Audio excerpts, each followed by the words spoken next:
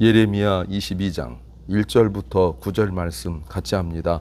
여호와께서 이같이 말씀하시되 너는 유다 왕의 집에 내려가서 거기서 이를 선언하여 이르기를 다윗의 위에 앉은 유다 왕이여 너와 내 신하와 이 문들로 들어오는 내 백성은 여호와의 말씀을 들을지니라. 여호와께서 이같이 말씀하시되 너희가 공평과 정의를 행하여 탈취에 당한 자를 압박하는 자의 손에서 건지고 이방인과 고아와 과부를 압제하거나 학대하지 말며 이곳에서 무지한 피를 흘리지 말라. 너희가 참으로 이 말을 준행하면 다윗의 위에 앉을 왕들과 신하들과 백성들이 병거와 말을 타고 이 집 문으로 들어오게 되리라마는 너희가 이 말을 듣지 아니하면 내가 나로 맹세하노니 이 집이 황무하리라. 나 여호와의 말이니라. 나 여호와가 유다 왕의 집에 대하여 이같이 말하노라. 내가 내게 길르앗 같고 레바논의 꼭대기 같으나 내가 정령이 너로 광야와 거민이 없는 성을 만들 것이라. 내가 너 파멸할 자를 준비하리니 그들이 각기 손에 병기를 가지고 내 아름다운 백향목을 찍어 불에 던지리라. 여러 나라 사람이 이 성으로 지나며 피차 말하기를 여호와가 이 큰 성에 이같이 행함은 어찌 민고 하겠고 대답하기는 이는 그들이 자기 하나님 여호와의 언약을 버리고 다른 신들에게 절하고 그를 섬긴 연고라 하리라 하셨다 할지니라. 아멘. 예레미야에게 하나님께서 유다 왕궁에 가서 유다 왕에게 하나님의 심판의 메시지를 전하라고 말씀하십니다. 왕으로서 당연히 해야 할 일을 하지 않은 것에 대한 심판입니다. 할 일은 공평과 정의와 약한 사람들을 보호하는 거라고 말씀하고 있습니다. 오늘 설교 제목은 주님은 우리에게 살 길을 주신다. 주님은 우리에게 살 길을 주신다. 제목입니다. 그냥 제목만 독립적으로 본다면 이 일에 대하여 다른 의견, 이의를 제기할 사람 없습니다. 주님은 우리에게 살 길을 주신다는 것은 맞는 말입니다. 그런데 이미 우리가 예레미야를 쭉 묵상해 오면서 이 내용을 본다면 주님께서 말씀하시는 이 내용, 주님은 우리에게 살 길을 주신다는 것은 얼른 이해하기 어렵습니다. 왜냐하면 어제 묵상에서도 하나님이 어떤 말씀하셨냐면 너희가 살 길은 버티고 싸우는 것이 아니라 얼른 문을 열고 성문을 열고 나가서 너희를 포위하고 있는 바벨론에게 항복하는 거다라고 말씀하셨는데 믿음이 없는 그들로서는 또 이렇게 포위를 당하여 오랜 시간 버티고 있는 그들로서는 주님께서 하시는 말씀은 결코 자기들을 살리려고 하시는 말씀이 아니라 자기들을 멸망케 하고 자기들을 죽이려 하는 말씀이라고 받아들일 수 있다는 거예요. 그냥 우리가 제3자로서 객관적으로 떨어져서 보니까 주님께서 하시는 말씀이 살 길을 우리에게 말씀하신다. 아멘이죠. 그러나 그런 상황 속에서 주어졌다면 사실 쉬운 일은 결코 아닙니다. 우리에게 필요한 게 뭘까요? 첫째는 믿음이 필요하다는 겁니다. 어제 본문에서 남유다의 예루살렘 마지막 왕인 시드기야 왕이 앞에 왕들은 전혀 하지 않았던 한 일을 하는데 그것은 예레미야 선지자에게 바벨론과 싸울 수 있도록 기도 부탁을 하는 거였어요.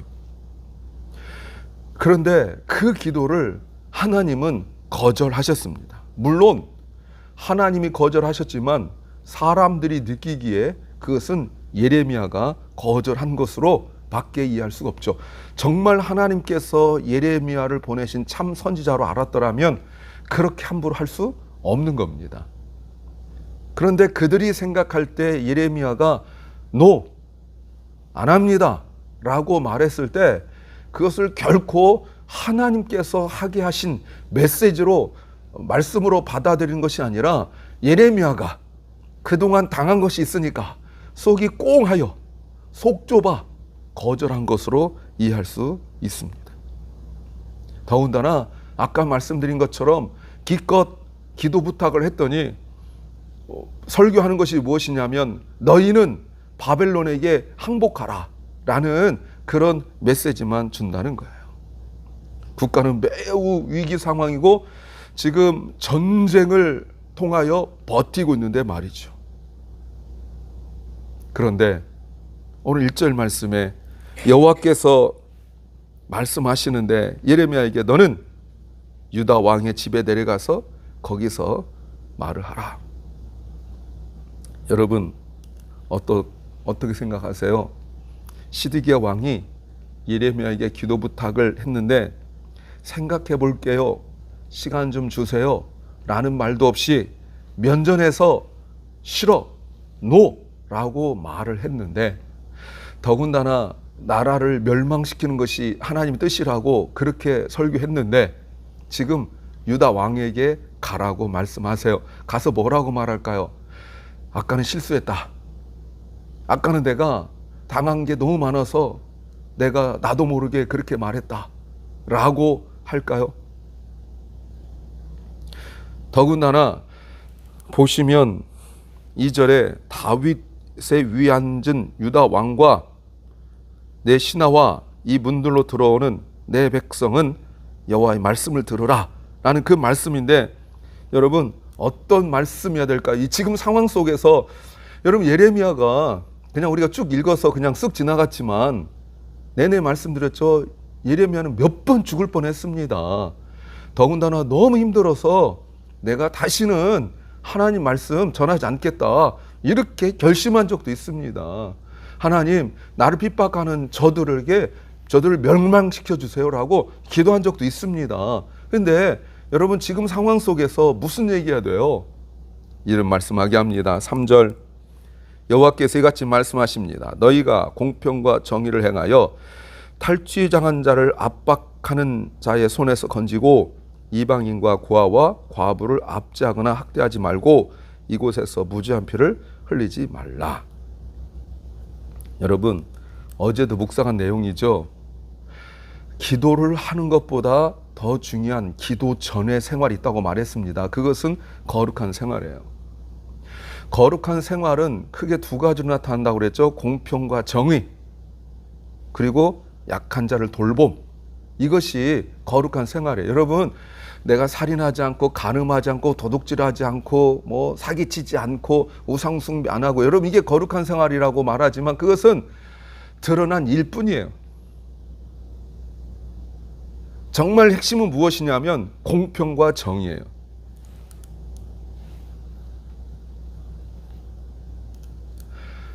이거는 이스라엘 사람들에게 아주 수거처럼 늘 붙는 말이에요. 미시파트, 체타가 뭐 이렇게 말하는데 늘 그것은 붙어다니는 말이에요. 왕과 권력자들은 탈취당한 자들의 압박자 손에서 그 일반 생활 속에 그런 있다는 거 아니에요? 그것을 건져내는 것이 하나님께서 왕으로 세우신 이유이고 그리고 세상 권력자로 높은 지위의 장관, 차관, 국회의원 뭐 해서 공무원으로 세우신 이유가 마땅히 할 것이 없어서 또는 인기 있어서 아니면 내가 뭐 다른 일을 하고 싶어서 그런 것이 아니라 하나님의 세우신 목적, 공평과 정의를 행하는 거예요. 그 일을 그런 의식도 없이 핍박하고 남의 거 빼앗고 짓밟는 자들의 손에서 건져내는 것이 대통령을 포함해서 이 땅에 하나님께서 세우신 위정자들, 공무원들이 해야 할 일이 바로 그거라는 거예요. 권력을 유지하기 위하여 다른 사람 핍박하고 권력을 유지하기 위하여 다른 사람 짓밟고 하는 것이 하나님께 세우신 것이 아니라 그런 나쁜 일을 하는 자들을 제거하고 그리고 힘없고 연약한 사람들을 돌보는 것이 곧 공평과 정의예요. 공평이라는 게 뭡니까? 모든 사람에게 기회를 주는 거예요. 실력이 없는 사람에게, 천한 사람에게, 그리고 가난하여 도무지 뭘 할 수 없는 사람에게, 지위가 낮은 사람에게 기회를 한 번 더 주는 것이 공평이라고 말할 수 있잖아요. 정의란 건 뭐예요? 가진 자들, 그리고 더 많이 누린 자들, 소위 부모로부터 조상으로부터 많이 누려서 그거 가지고 으쓱대거나 그리고 자랑하는 자들이 아닌 힘없고 어려운 사람들 돌보는 것, 이것이 공평과 정의예요. 여러분, 주님은 지금 그 내용을 확인시켜주고 있어요. 이것을 먼저 하라고 말씀하셨죠. 그런데 이 말씀을 딱 들으면서 여러분 어떤 생각 들어갑니까? 맞다, 맞아요, 첫 번째 맞다, 이런 생각 들어가죠. 그런데 또 하나 생각해 보면 바벨론에 의하여 예루살렘이 포위되고 있는 상황 속에서 먹을 건 점점 떨어져 가고 지금 전쟁을 하여 죽느냐 사느냐 그 상황 속에서 지금 상황이 합당한 말씀입니까? 아니에요. 지금 자신의 상황과 합당한 말씀이 아니에요. 지금 전쟁과 아무런 상관이 없는 내용이에요. 어떻게 생각하세요? 우리가 설교를 들을 때 나는 지금 이 문제 가지고 힘들어하고 있는데 전혀 다른 설교가 주어졌을 때, 내가 말씀 묵상할 때 내 상황과 관계없이 보이는 그런 말씀들이 나에게 주어졌을 때, 여러분 이때 믿음이 드러나는 거예요. 내가 지금 느끼고 판단하는 상황을 따를 것인가, 아니면 지금의 상황과 아무런 관련이 없는 것 같은 말씀을 따를 것인가. 바벨론이 예루살렘 성을 에워싸고 공격하려고 하는 그런 상황들 속에서 하나님께서 창을 더 준비하고 칼을 더 준비하고 활을 준비하라고 말씀하지 않고 너희가 바벨론에 의하여 포위됐어도 할 일을 하라는 거예요. 공평과 정의와 그리고 약한 자를 돌보는 것, 무지한 피를 흘리지 않는 것, 그 일을 하라는 거예요. 또 하나, 바벨론이 예루살렘을 포위하고 곧 나라가 망할 상황 속에서 하나님께서 하신 말씀은 새삼스러운 말씀이 아니에요. 모든 이스라엘 왕들과 그리고 모든 사람들이 기본적으로 당연히 알아야 될 내용이 바로 3절 말씀이에요. 하나님이 다윗을 왕으로 세우시고 그 후손들과 언약을 세우실 때 내 건 조건들이에요. 이미 사무엘하 7장에 하나님께서 말씀하신 조건들이에요.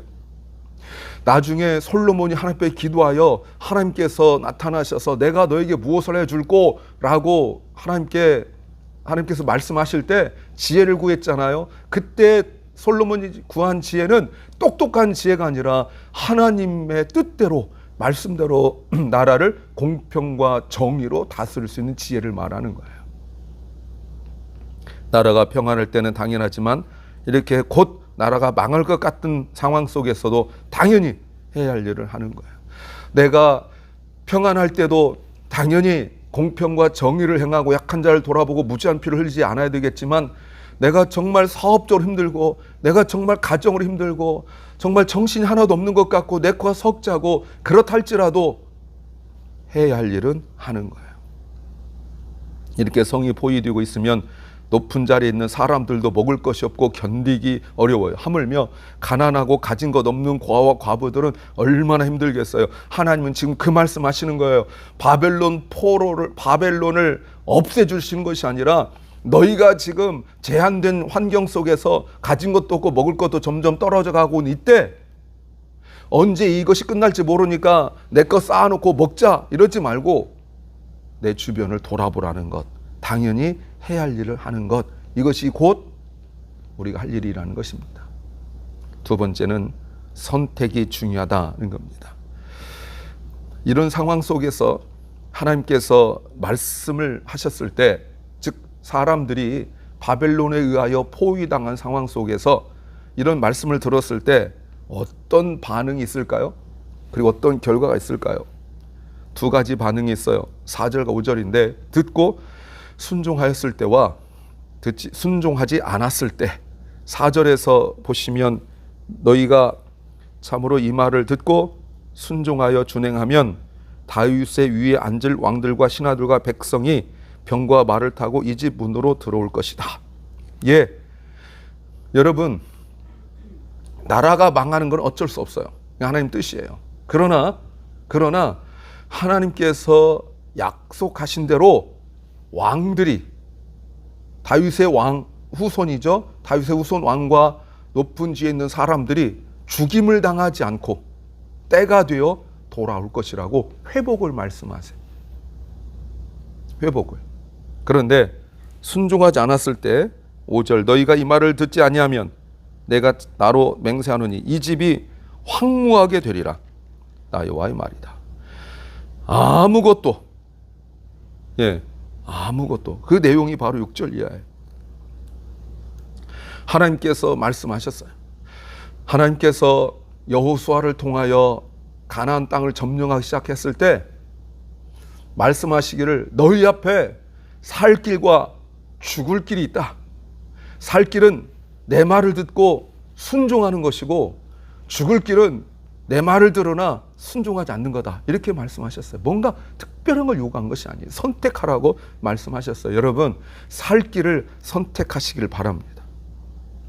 그 기회를 따르지 않고 선택하지 않는다면 6절과 7절 결과가 너무너무 비참한데 아름다운 그 예루살렘, 길랏 같고 레바논의 꼭대기 같은 그 예루살렘이 비참하게 되어서 광야와 거민이 없는 성을 만들 것이다. 네, 맞아요.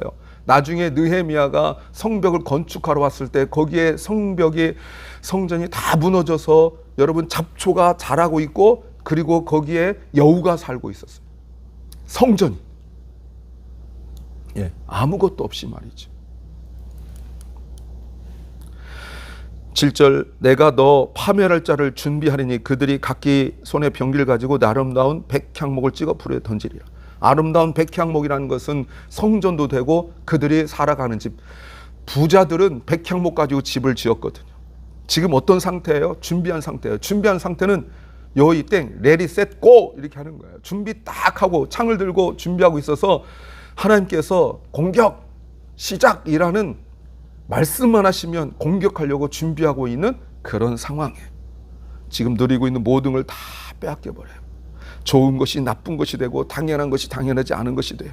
이렇게 많은 사람들이 있는 예루살렘이 황무지처럼 사막처럼 사는 사람이 없이 되어버릴 거라고 말씀하세요.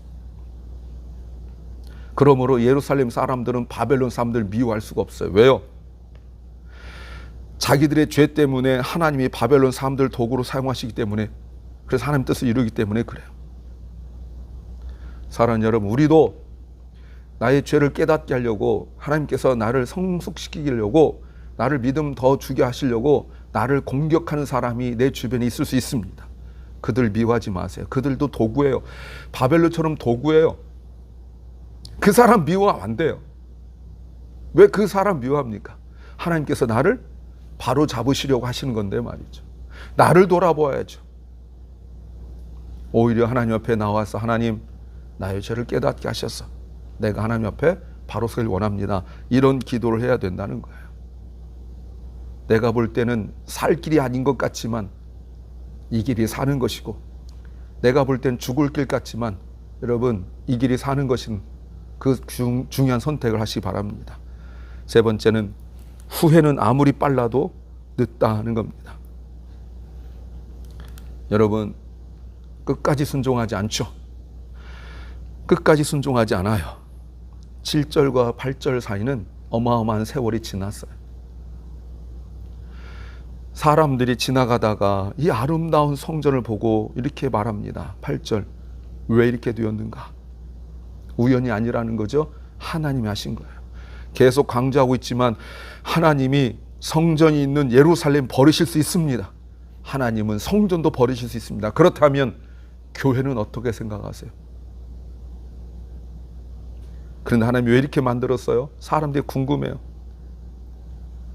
왜냐하면 예루살렘이 너무너무 비참하고 처참하게 변해버렸기 때문에 그래요. 대답이 9절입니다. 예루살렘 사람들이 하나님과 맺은 언약을 깨트리고 다른 신을 예배하고 섬겼기 때문이래요. 언약을 깨트렸기 때문에. 사람들이 다 알아요. 하나님 믿지 않는 사람들도 다 알아요.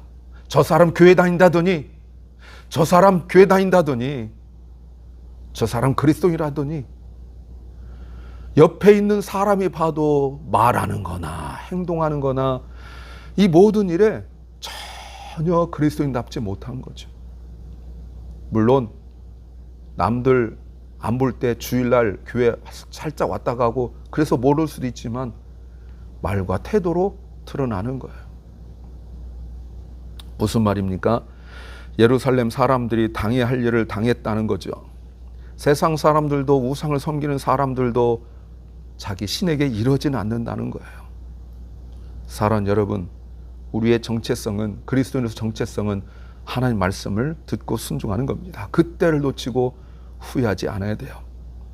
나중에 이것을 알고 여러분 얼마나 후회하겠습니까? 내가 그때 말씀을 듣고 순종할 걸, 말씀을 들을 수 있는 기회가 있을 때 그때 들을 걸, 그때 주님 앞에 달려나와 말씀을 들을 걸이라고 여러분 얼마나 힘들고 후회하겠어요. 어제도 말씀드렸지만, 그래서 그들이 너무너무 후회하여서 만들어 놓은 책이 성경 예레미야예요. 그래서 마지막 52장에 가보면 전체적 내용이 쭉 나와 있어요. 아무리 위급한 상황 속에서도 하나님 우리에게 살 길을 주십니다. 그 말씀을 듣고 놓치지 않아야 돼요. 선택이 중요합니다. 내 생각에, 내 판단에 따르지 마시고 말씀을 따르실 바랍니다. 기도합니다. 주님, 주님이 우리에게 살 길을 주셨는데 우리가 믿음으로 선택하게 하시고, 눈으로 보고 또 귀로 판단한 그 판단을 따르지 말게 하옵소서. 우리가 언제나 공평과 정의와 약한 자를 돌아보고 무지한 피를 흘리지 않게 하시고, 또 사람 미워하지 않으며 이것이 나를 다시 한번 깨끗해 하시고 하나님 앞으로 불러 우리를 세우시려는 하나님의 뜻인 줄 깨닫게 하여 주옵소서. 사랑 결란과 우리 자녀들이 하나님 앞에 올바로 설게 하여 주시고, 오늘도 병중에 고통과 아픔 중에서 주의 치유하심을 기다리고 있는 연약한 심령들에게 주여 은혜 베풀어 주시고 회복시켜 주시옵소서. 오늘 하루가 주님과 동행하며 내 주변의 약한 자를 돌아보는 하루 되게 하여 주옵소서. 예수님 이름으로 기도하옵나이다. 아멘. 하늘에 계신 우리 아버지여, 이름이 거룩히 여김을 받으시오며 나라 임하옵시며 뜻이 하늘에서 이룬 것 같이 땅에서도 이루어지이다. 오늘날 우리에게 일용할 양식을 주옵시고, 우리가 우리에게 죄 지은 자를 사하여 준 것 같이 우리 죄를 사하여 주옵시고, 우리를 시험에 들게 하지 마옵시고 다만 악에서 구하옵소서. 대개 나라와 권세와 영광이 아버지께 영원히 싸움나이다. 아멘.